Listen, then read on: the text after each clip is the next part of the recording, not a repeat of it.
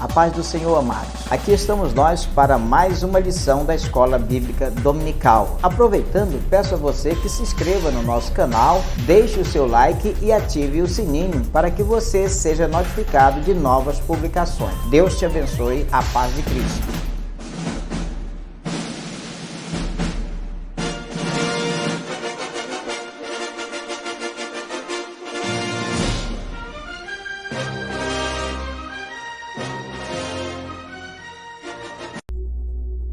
Bom dia, meu querido, que a graça e a paz do nosso Senhor, do nosso Salvador Jesus Cristo esteja no seu, no meu, nos nossos corações. Muito bom dia, aqui estamos nós para mais um domingo de Escola Bíblica Dominical. É um prazer poder adentrar no seu lar através da rádio CBC Gospel, através da CBC TV e também através do nosso canal no YouTube. É um prazer mesmo estar aqui com vocês, tá certo, meus amados? E hoje a nossa lição é a lição de número 12, tá? Lição de número 12 aqui da nossa revista, tá? E o nosso tema hoje é Imersos no Espírito nos Últimos Dias, tá? Imersos no Espírito nos Últimos Dias. Estamos chegando, essa é a 12ª lição do quarto trimestre, tá? Deste ano, né? E vimos aqui trazer para você esta lição. Esperamos que o Senhor nos conceda a bênção de podermos compartilhar esta lição com você e você também possa entender a palavra, né, de Deus, os ensinamentos do Senhor nesta manhã, tá? Então hoje é domingo, meu amado, 18 de dezembro de 2022 e o nosso tema é Imersos no Espírito nos Últimos Dias. E o texto áureo da lição está em João 7, versículo 38, que diz: quem crê em mim, como diz as Escrituras, rios de água viva correrão do seu ventre. João 7, versículo 38. A verdade prática da nossa lição é a seguinte: o rio da vida, que representa o fluir do Espírito Santo, passa no meio do povo de Deus. Amém, né? Graças a Deus por isso. Querido, nós louvamos ao Senhor e deixa eu te fazer uma pergunta. Você tem a revista da Escola Bíblica Dominical? A revista que nós usamos é a revista da CPAD e ela traz a leitura diária, né? Uma sugestão para você ler todos os dias a palavra do Senhor, que é pertinente com o tema da lição do domingo, né? Então é importante que você que tem a revista, você faça também a leitura diária, de segunda até sábado. Então com isso você vai entender melhor, tá? A palavra de Deus, a lição da Escola Bíblica no próximo domingo, tá certo, meu amado? Então nós louvamos ao Senhor pela bênção, pela vida, pela graça e vamos ler a palavra de Deus. Tem Ezequiel 47, versículos 1 a 12, que diz assim: depois disto me fez voltar à entrada da casa, e eis que saiu umas águas de debaixo do umbral da casa para o oriente, porque a face da casa olhava para o oriente, e as águas vinham de debaixo, desde a banda direita da casa, da banda do sul do altar. E ele me tirou pelo caminho da porta do norte e me fez dar uma volta pelo caminho de fora até a porta exterior, pelo caminho que olha para o oriente. E eis que corriam umas águas desde a banda direita. Saiu aquele homem para o oriente, tendo na mão um cordel de medir, e mediu 1000 côvados, e me fez passar pelas águas, águas que me davam pelos tornozelos. E mediu mais 1000, e me fez passar pelas águas, águas que me davam pelos joelhos. E mediu mais 1000, e me fez passar pelas águas, águas que me davam pelos lombos. E mediu mais 1000, e era um ribeiro que eu não podia atravessar porque as águas eram profundas, águas que se deviam passar a nado, ribeiros pelos quais não se podia passar. E me disse: viste, filho do homem? Então me levou e me tornou a trazer à margem do ribeiro. E tornando eu, eis que à margem do ribeiro havia uma grande abundância de árvores, de uma e de outra banda. Então me disse: estas águas saem para a região oriental e descem a campina e entram no mar, e sendo levadas ao mar, sararão as águas. E será que toda criatura vivente que vier por onde quer que entrarem esses dois ribeiros viverá. E haverá muitíssimo peixe, porque lá chegarão essas águas e sararão, e viverá tudo por onde quer que entrar esse ribeiro.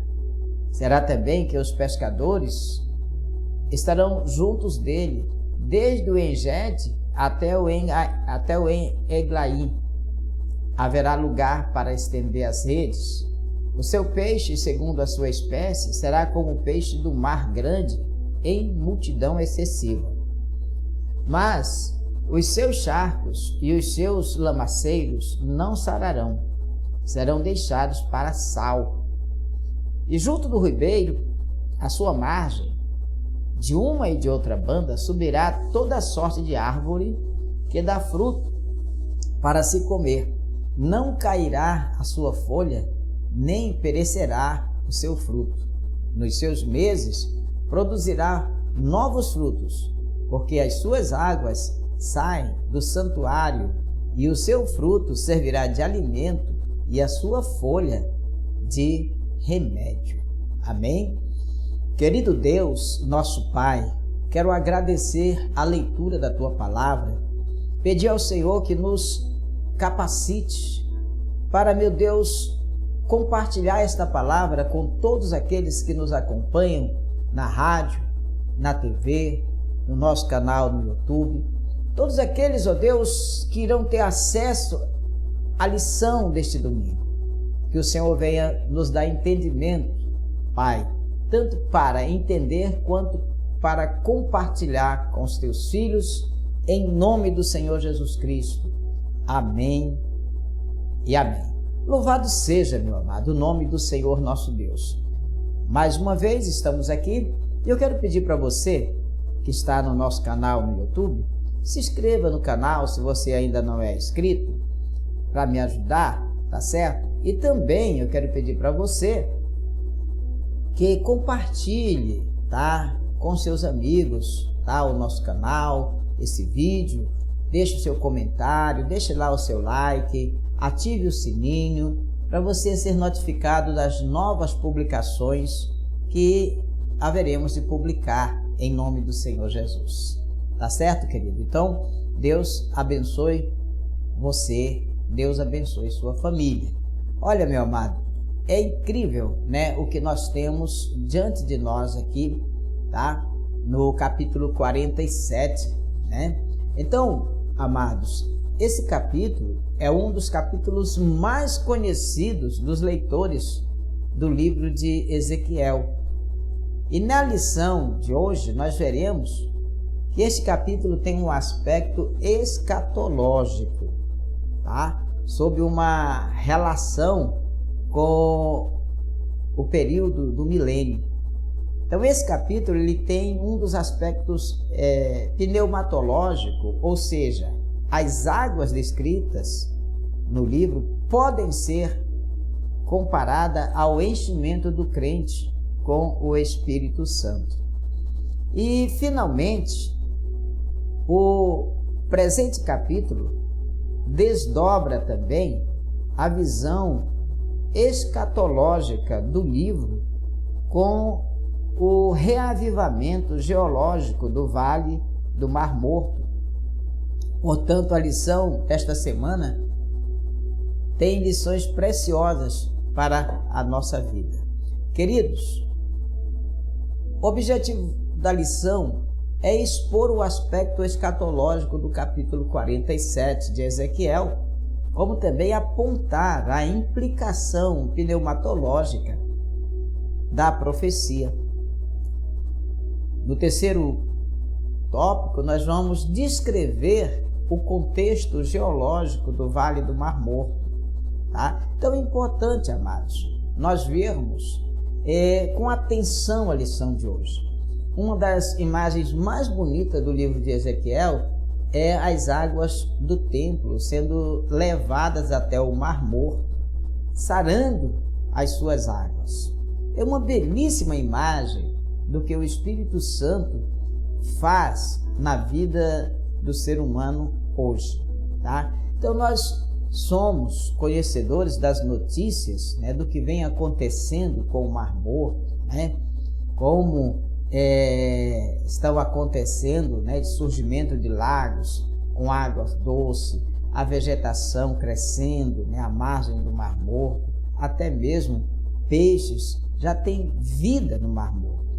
Isso é interessante, porque, amados, aqui o profeta fala sobre isso, né? E mais de 2000 anos depois, nós estamos vendo se cumprir essas profecias. Então, amado, fica conosco, vamos juntos estudar esta lição, vamos juntos aprender um pouco mais da palavra de Deus, do Espírito Santo, aprender um pouco mais daquilo que o Senhor tem para a gente, não é? Então, vamos ver sobre essa imersão no Espírito Santo nos últimos dias, que nos é proposta, não é verdade, meu amado? E que estamos vendo acontecer para a glória de Deus muitas coisas que estão corroborando para o cumprimento desta profecia.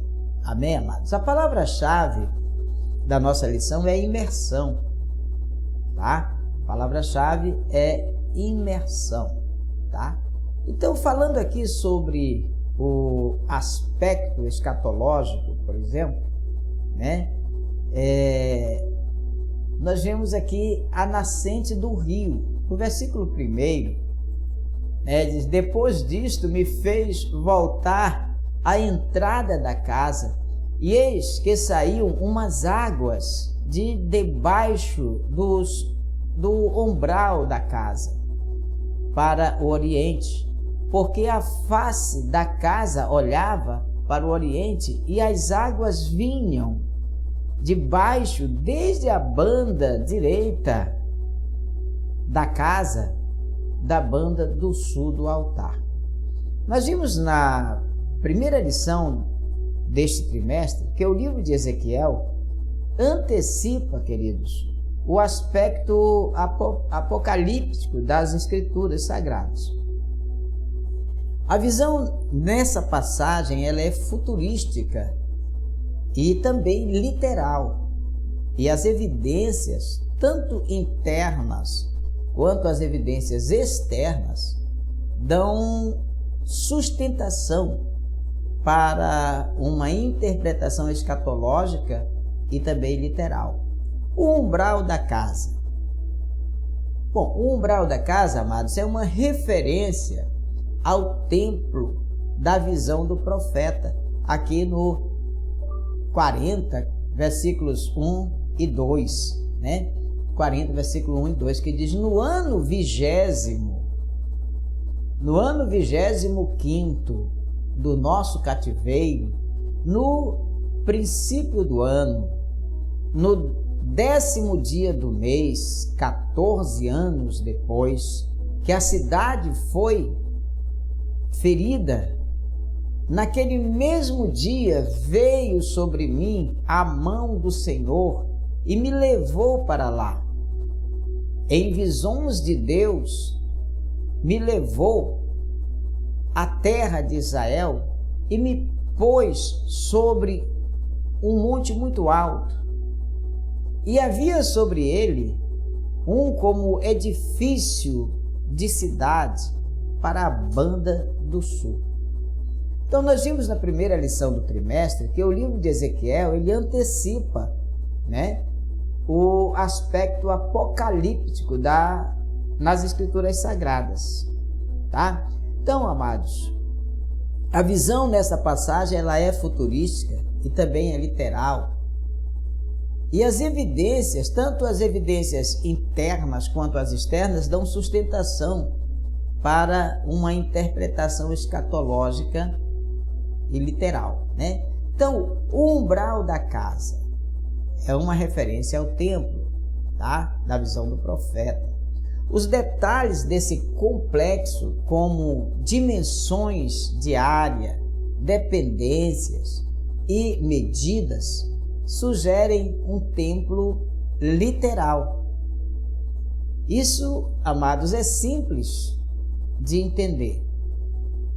Se os dois que foram destruídos, o de Salomão, que está lá em 2 Reis 5, versículo 9, que diz: e queimou a casa do Senhor e a casa do rei, como também todas as casas de Jerusalém, todas as casas dos grandes igualmente queimou. Aqui está dizendo a palavra que o templo de Salomão foi queimado. E o de Herodes também fora queimado, Lucas 21, 6. Quanto a estas coisas que vedes, dias virão, em que se não deixará pedra sobre pedra, que não seja destruída, diz aqui Jesus, no capítulo 21 de Lucas, no versículo 6. Então, amados, para a gente entender, tá? Os dois que foram destruídos, os dois templos, o de Salomão e o de Herodes, eram literais. Então não faz sentido, amados, o novo templo, né, ser uma mera visão idealista, como símbolo ou figura para transmitir ideias ou simbologia. Então, de igual modo, a promessa divina do novo templo é também literal.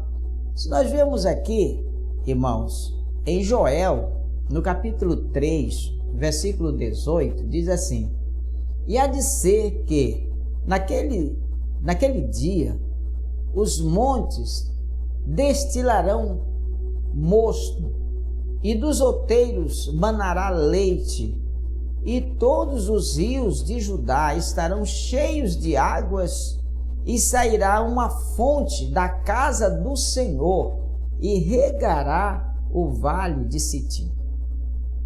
O profeta Zacarias também fala aqui no capítulo 14, no versículo 8, ele diz: naquele dia também acontecerá que correrão de Jerusalém águas vivas, metade delas para o mar oriental e metade delas até ao mar ocidental, no estio e no inverno sucederá isto. Quer dizer, tanto no verão quanto no inverno, estas águas jorrarão, correrão de Jerusalém águas vivas, tanto faz estar no inverno quanto no verão.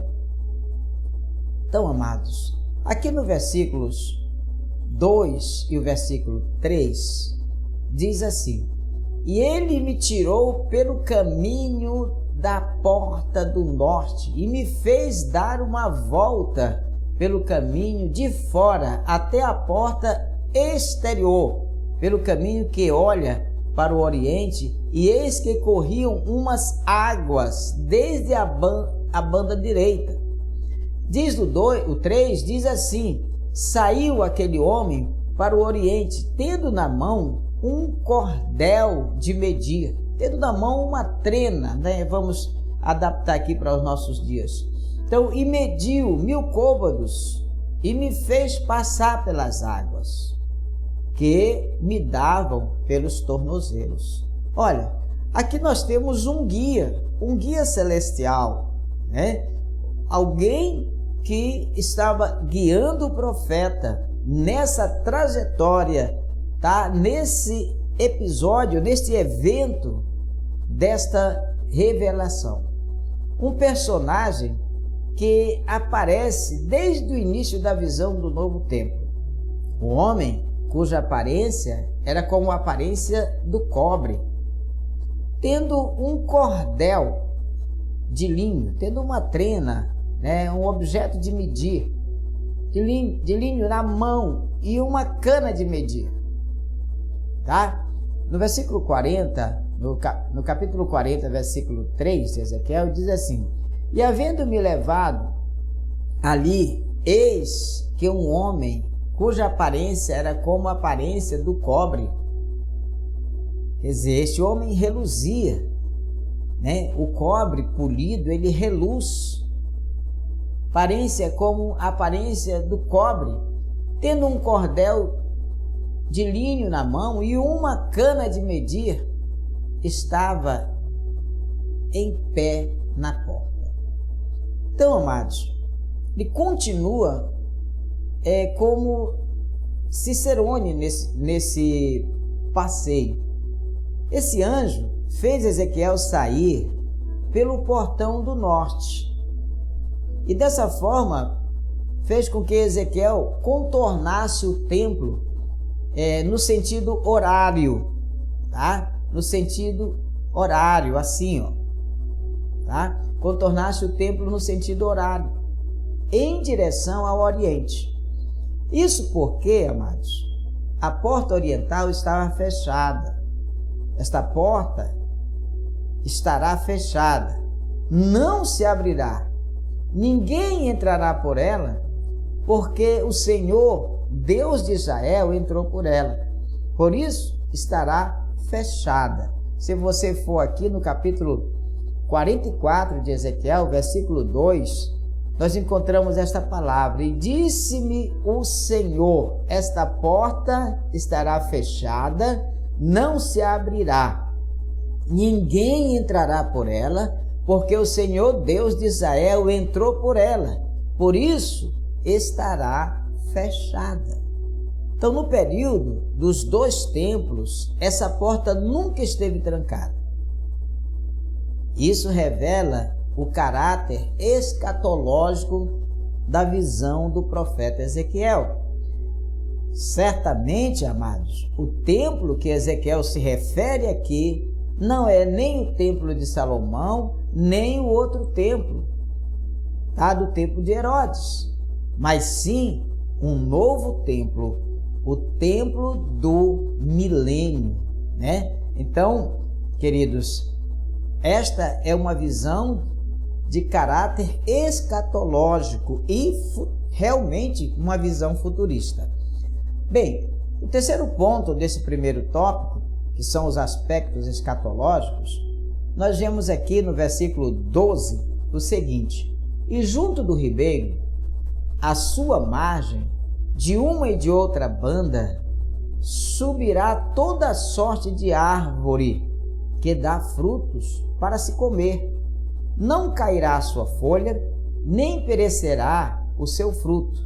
Nos seus meses produzirá novos frutos, porque as suas águas saem do santuário, e o seu fruto servirá de alimento, e a sua folha de remédio. Olha os novos frutos, meus queridos, que estas árvores darão. Então, a linguagem desta passagem, ela é apocalíptica, tá? É algo escatológico e tem paralelo com o livro de Apocalipse. Se nós formos aqui, Apocalipse capítulo 22, versículos 1 e 2, diz assim: E mostrou-me o rio puro da água da vida, claro como cristal, que procedia do trono de Deus e do Cordeiro. No meio da sua praça, e de uma e de outra banda do rio, estava a árvore da vida, que produz 12 frutos, dando seu fruto de mês em mês, e as folhas da árvore são para saúde das nações. A visão de Ezequiel em relação a toda sorte de árvore que dá fruto para se comer, nos seus meses produzirá frutos novos. Se refere, amados, ao milênio e a do apóstolo João ao mundo vindouro, à eternidade. Então nós temos duas visões aqui. A visão de Ezequiel, que se refere aos 1000 anos, e temos a visão do apóstolo João, tá? Que é para o mundo vindouro, para a nossa eternidade. Mas ambos os textos, amados, são literais. No novo céu e na nova terra não existe mar. O milênio é distinto do mundo vindouro, tá? Então, o milênio ele é distinto do mundo vindouro. Aqui em Apocalipse, no capítulo 21, versículo 1, diz: E vi um novo céu e uma nova terra, porque já o primeiro céu e a primeira terra passaram, e o mar já não existe. Você está vendo?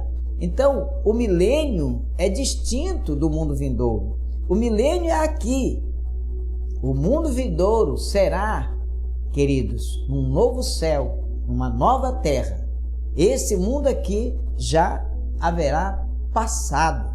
Tá certo, queridos? Então, que maravilha, né? Nós sabemos que tem tudo isso preparado para nós, servos do Deus Altíssimo. Queridos, mais ainda, vamos ver aqui, os aspectos escatológicos leva em conta a literalidade do novo templo, tá? O fechamento da porta do templo e a frutificação das árvores do milênio, tá, amados? Então, se você se reportar lá para o Mar Morto, já dá para vermos o sinal do que está vindo aí, não é? Para o povo de Deus. Queridos, vamos para o nosso segundo tópico, sobre a implicação pneumatológica. Aqui no versículo 3 até o versículo 6, diz assim: Saiu aquele homem para o oriente, tendo na mão um cordel de medir, e mediu 1000 côvados, e me fez passar pelas águas que me davam pelos tornozelos. E mediu mais 1000, e me fez passar pelas águas que me davam pelo joelho. E mediu mais 1000, e me fez passar pelas águas que me davam pelos lombos. E mediu mais 1000 côvados, e era um ribeiro que eu não podia atravessar, porque as águas eram profundas, águas que se deviam passar a nado, ribeiro pelo qual não podia passar. E me disse: Viste, filho do homem? Então me levou e me tornou a trazer à margem do ribeiro. Queridos, o ser celestial, o anjo do Senhor, fez Ezequiel passar pelas águas, que ao caminhar, o primeiro texto, você vai ver que houveram vários trechos, né? Então, o primeiro trecho, 1000 côvados, ou aproximados 500 metros, elas davam pelo tornozelo. Então, era de fácil acesso, dava mais ou menos pelo tornozelo do profeta, tá? E a gente vê isso aqui no versículo 3, não é? A gente vê aqui no versículo 3, saiu aquele homem para o oriente, tendo na mão um cordel de medir, e mediu 1000 côvados, né? Que é o equivalente a aproximados 500 metros. Mais adiante, as águas chegam ao joelho, na segunda medida, né? Então, ele cumpriu a primeira tarefa, a água chegou até o seu tornozelo. Aí há uma segunda medição, a água chegou até aos joelhos. Tá? Então, depois de mais esses 500 metros, elas já estão no lombo. Então, da margem para fora, foi o equivalente a 1.500 metros. Né? Então, amados, já estão no lombo. 500 metros mais além, né? Essas águas já haviam se tornado profundas, se tornado num ribeiro. O profeta agora tinha que nadar, quer dizer, 2.000 metros da margem para fora, o ribeiro era profundo, você já tinha que nadar naquelas águas. Tá? Então aqui no versículo 5, ele diz justamente isso. Diz, e levou-me o Espírito e me levou ao átrio interior, e eis que a glória do Senhor encheu o templo. Olha só aqui uma coisa, 500 metros mais além, essas águas já haviam se tornado ribeiro, e o profeta agora tinha que nadar. Precisamos nadar no oceano do Espírito, não é verdade? É o que o profeta fala aqui no versículo 5, quando ele é levado de volta ao átrio interior. Então a glória do Senhor encheu aquele lugar. Ele atravessou o ribeiro nadando, mas depois o ser celestial trouxe o profeta de volta para a margem do ribeiro. Aqui no versículo 6, nós vemos o seguinte: e me disse, viste, filho do homem? Então me levou e me tomou e me tornou a trazer à margem do ribeiro. Qual o propósito disso? Queridos, era necessário que o profeta Ezequiel visse a extensão e a profundidade do ribeiro para reconhecer a fonte de todos esses milagres. Então, essa experiência da imersão do profeta nas águas tem implicações teológicas profundas. Nós precisamos imergir nas águas profundas do Espírito Santo de Deus. Aqui no Evangelho de João, no capítulo 7, no versículo 37 a 39, diz assim: e no último dia, o grande dia da festa, Jesus pôs-se em pé e clamou, dizendo: se alguém tem sede, que venha a mim e beba. Quem crê em mim, como diz as Escrituras, rios de águas vivas correrão do seu ventre. Isso disse ele do Espírito que havia de receber os que nele tivessem, porque o Espírito Santo ainda não fora dado, por ainda Jesus não ter sido glorificado. Então, queridos, olha só o que essa experiência da imersão do profeta nas águas nos arremete lá para as palavras do Senhor Jesus, aqui em João 7, 37 a 39. Ainda sobre a implicação pneumatológica, vemos aqui o Espírito Santo.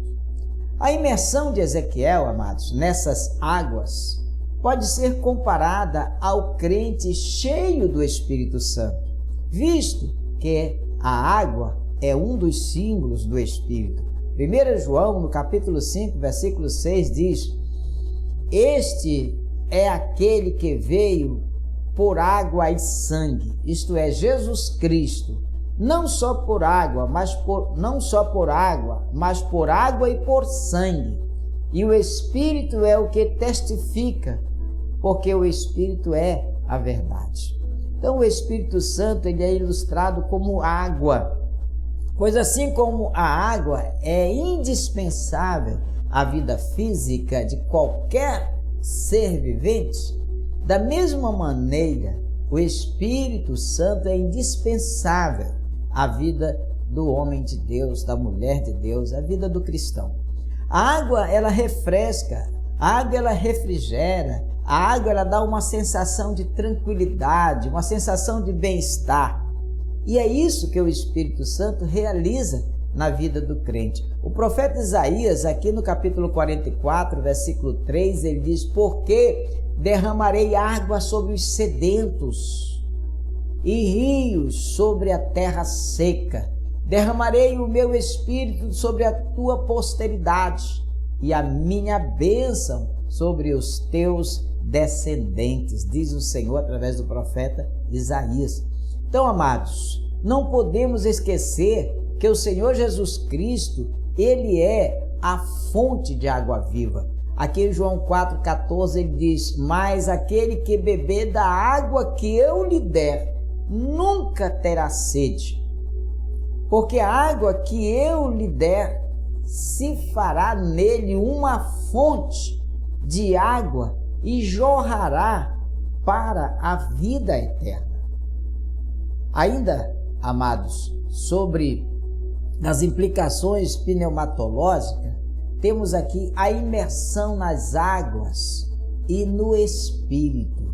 Os versículos 3 ao 5, amados, de Ezequiel, do capítulo 47, diz: saiu aquele homem para o Oriente, tendo na mão um cordel de medir, e mediu 1000 côvados. Aí ele vai fazer toda a narrativa da situação, né, dos períodos, né, dos trechos que o profeta teve que caminhar.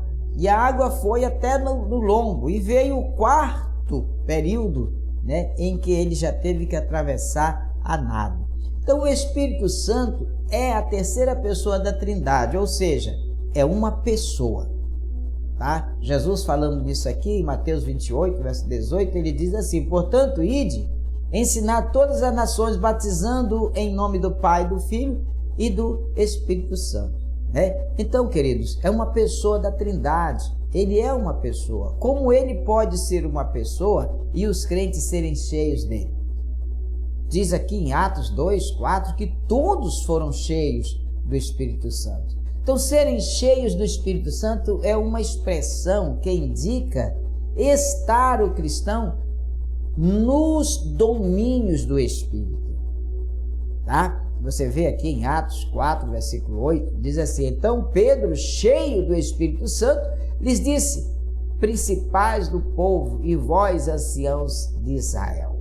Paulo aos Efésios, do capítulo 5, versículo 18, ele diz: não vos embriagueis com vinho, que há contenda, mas enchei-vos do Espírito Santo. Então isso está bem ilustrado na visão de Ezequiel, sendo inundado, né? Inundado nas águas sanadoras que brotam do templo de Deus, né? Então Ezequiel, ele foi até o tornozelo, prosseguiu, chegou ao joelho, prosseguiu, chegou ao lombo, prosseguiu, aí teve que nadar. Ele teve que nadar no oceano do Espírito. E é isso que nós, homens e mulheres de Deus, precisamos fazer, meus queridos. Mas para que isso aconteça, eu preciso ir pelos trechos.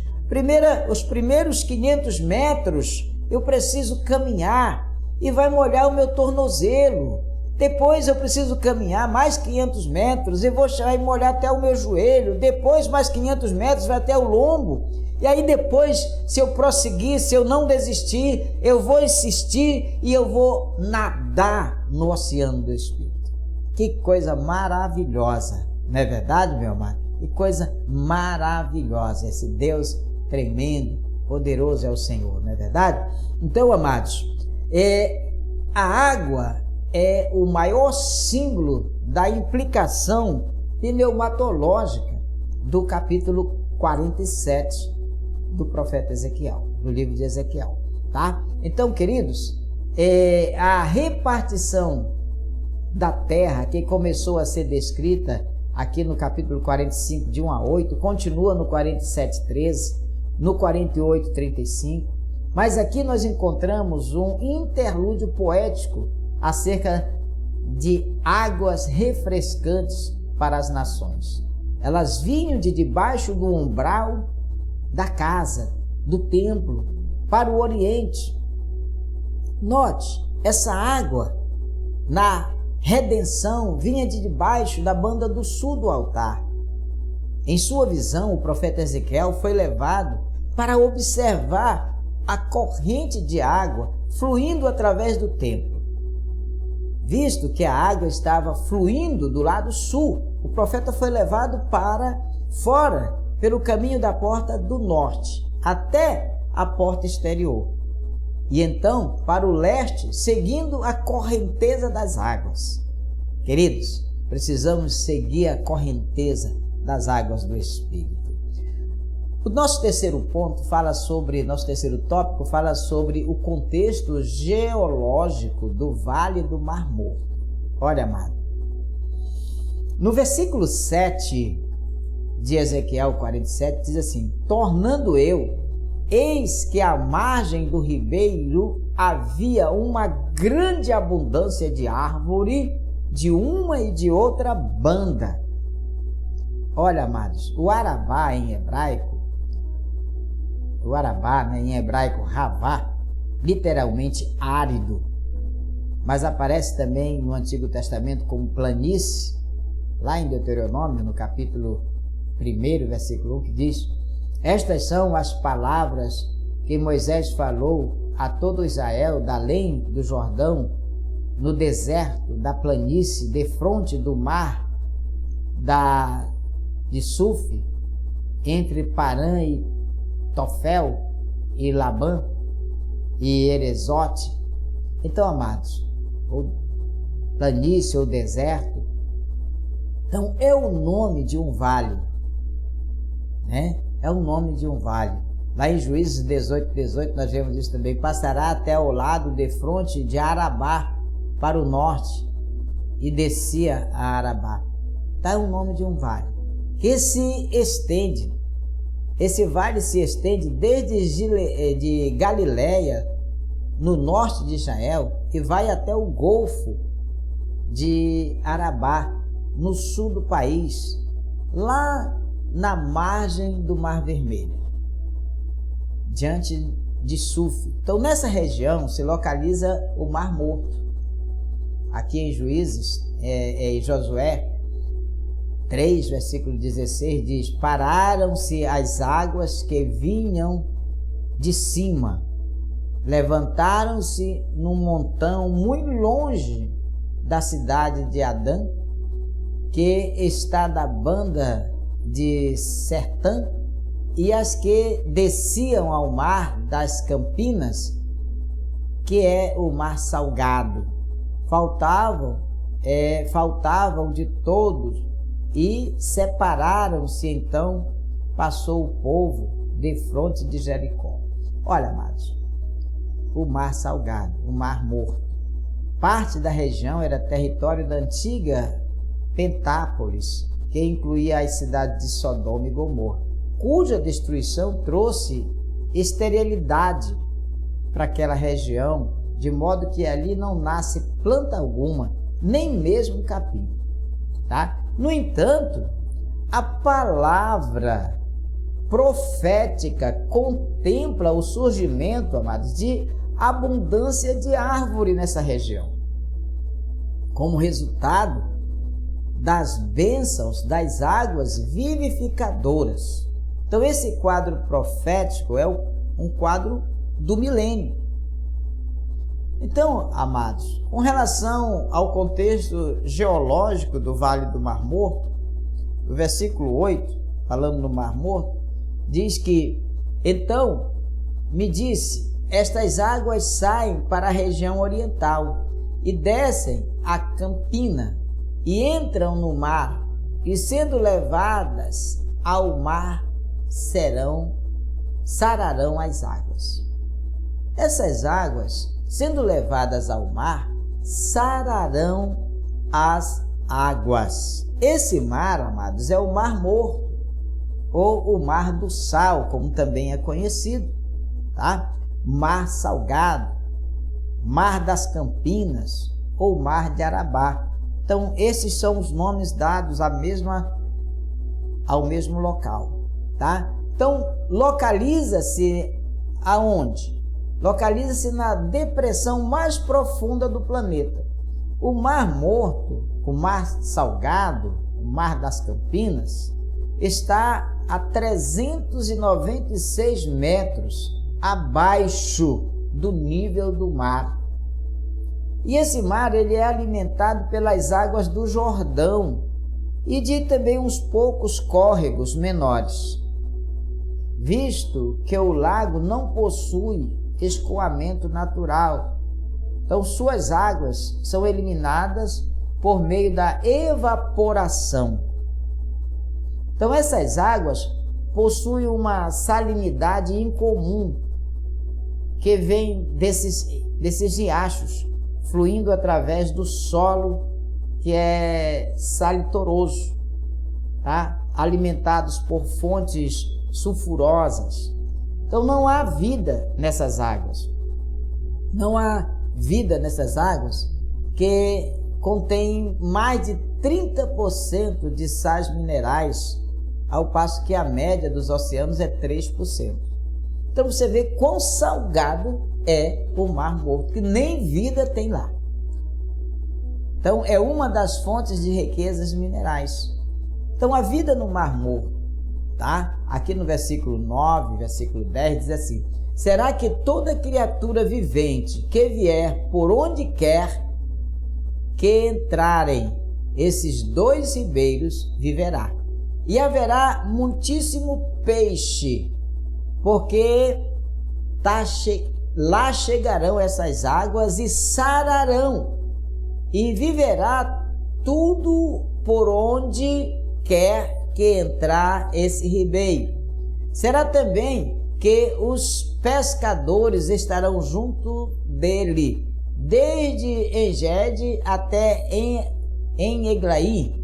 Haverá lugar para estender as redes e seus peixes, segundo a sua espécie. Será como peixe do mar grande, em multidão excessiva. Olha, amados, a fartura, né? Vida no Mar Morto. A chegada das águas vivificadoras do templo de Deus revive o Mar Morto. E o resultado é a grande multiplicação de peixes, como no Mar Mediterrâneo. Então, o Mar Grande. Então, isso faz lembrar da criação no princípio.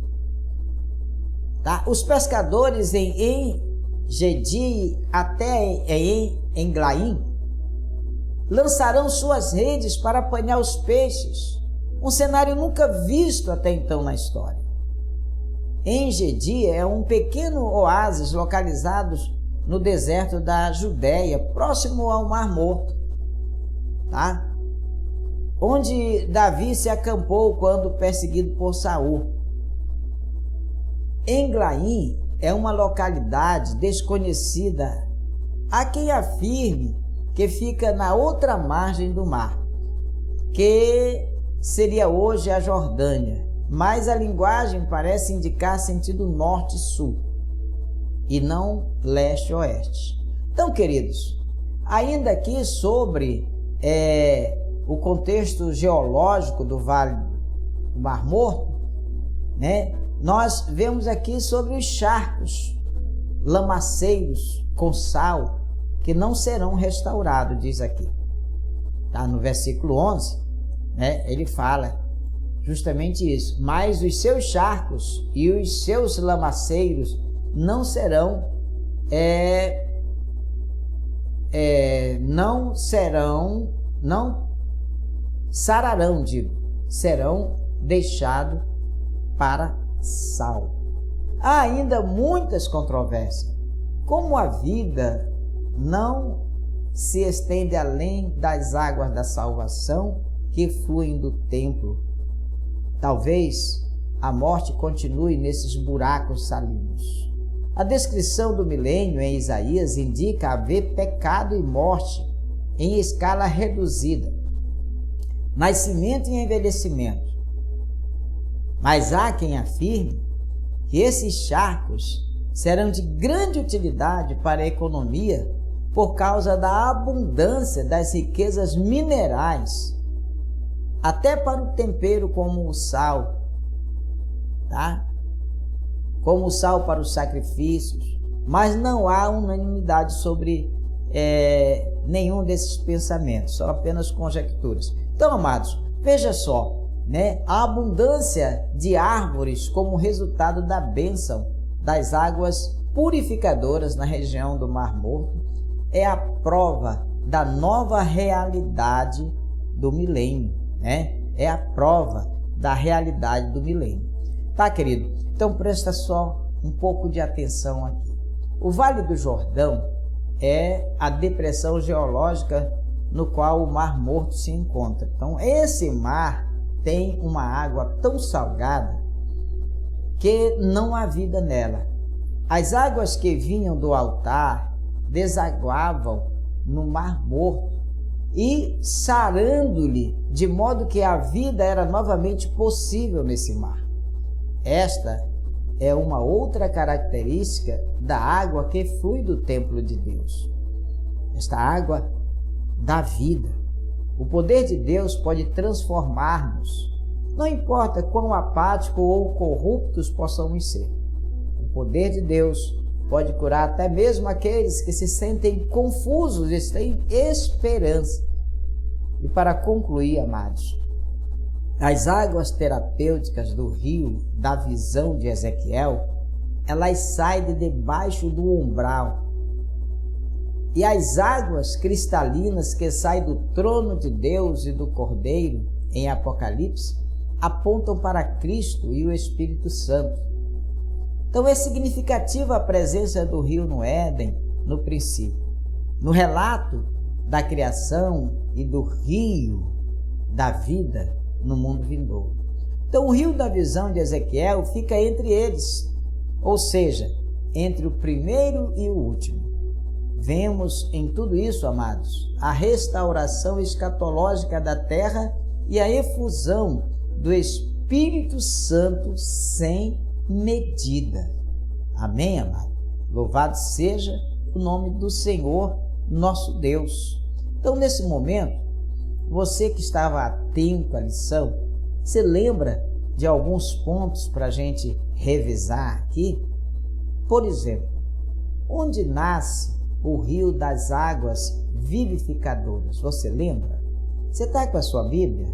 Vai lá em Ezequiel 47, versículo 1. Olha o que diz lá. Depois disso me fez voltar a entrar na casa, e eis que saiu umas águas de debaixo do umbral da casa para o oriente, porque a face da casa olhava para o oriente, e as águas vinham de debaixo, desde a banda direita da casa, da banda do sul do altar. Então, nasce o rio das águas vivificadoras. De onde ela nasce? O rio flui, amados, de debaixo do umbral do templo. Olha, queridos, por que o Cicerone celestial contornou o novo templo com Ezequiel?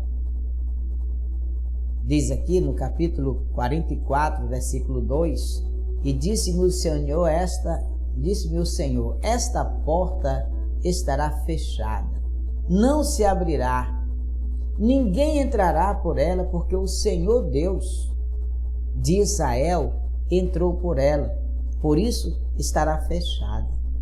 Então, por que o Cicerone celestial ele contornou o templo? Porque por causa não podia entrar por aquela porta, porque ela não pode ser aberta, que a porta oriental estava fechada. Esta porta estará fechada, não se abrirá, ninguém entrará por ela, porque o Senhor Deus de Israel entrou por ela, por isso estará fechada.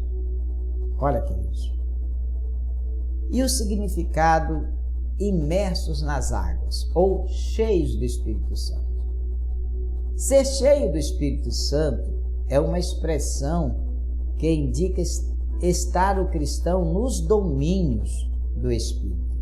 Isso é ser cheio do Espírito Santo. Significa estar no domínio do Espírito. Diz aqui em Atos 4:8, então Pedro, cheio do Espírito Santo, lhes disse, aqui em Efésios 5:18, e não vos embriagueis com vinho em que há contenda, mas enchei-vos do Espírito. Então, ser cheio do Espírito Santo é uma experiência que indica porque o cristão está nos domínios do Espírito. E o que significa o surgimento de abundância de árvore numa terra estéril? Não é? Como pode, numa terra estéril, surgir árvores frutíferas? Isto aqui, amados, é o resultado das bênçãos das águas vivificadoras. É o resultado do agir de Deus na nossa vida, provocando a nossa transformação espiritual.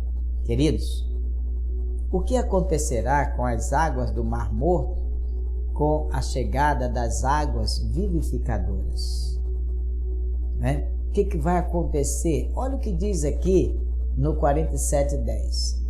Será também que os pescadores estarão juntos dele, desde o Engede até o Englaim. Haverá lugar para estender as redes e os seus peixes, segundo a sua espécie. Será como peixe do mar grande, em multidão excessiva. Queridos, a chegada das águas vivificadoras do templo vai reviver o Mar Morto. E o resultado disso é a grande multiplicidade de peixes, como no Mar Mediterrâneo, o Mar Grande.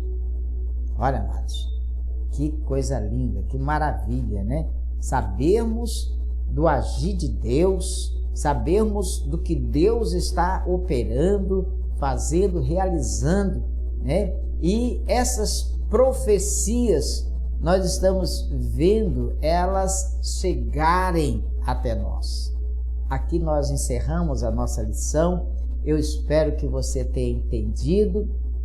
E eu quero orar mais uma vez, agradecendo ao Papai do Céu por essa lição tão maravilhosa. Sabe, que nos reanima, que nos faz entender a profundidade do amor, do poder de Deus.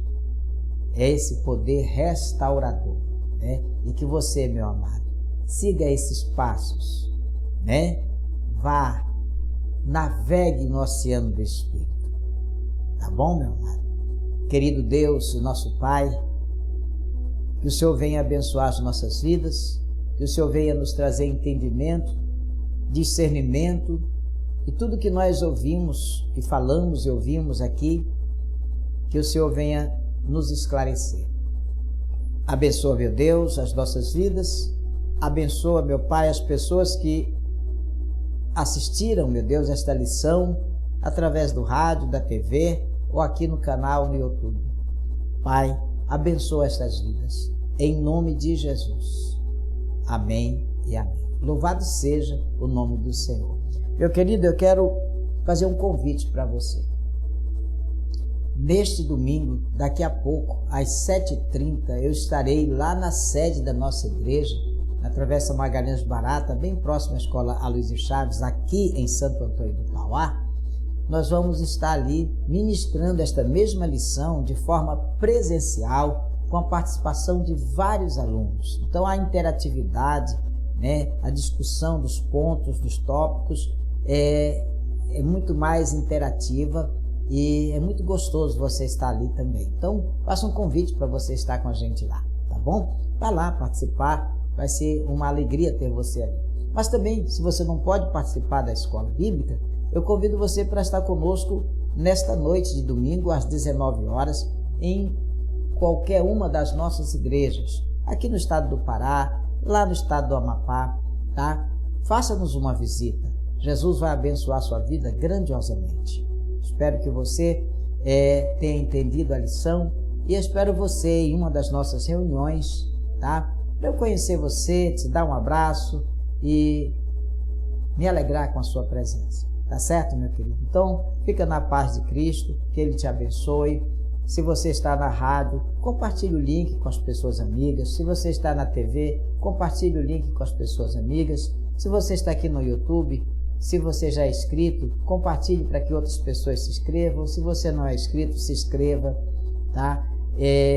faça um comentário sobre o que você ouviu, deixe o seu joinha, ative o sininho, porque quando nós publicarmos alguma outra publicação, você vai ser avisado, tá? E assim você vai ser também abençoado pelo Senhor.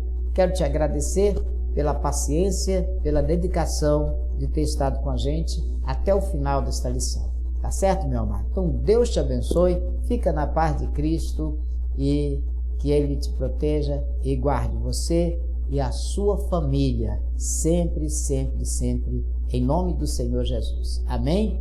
Fica na paz de Cristo, meu querido. Que Ele te abençoe grandiosamente.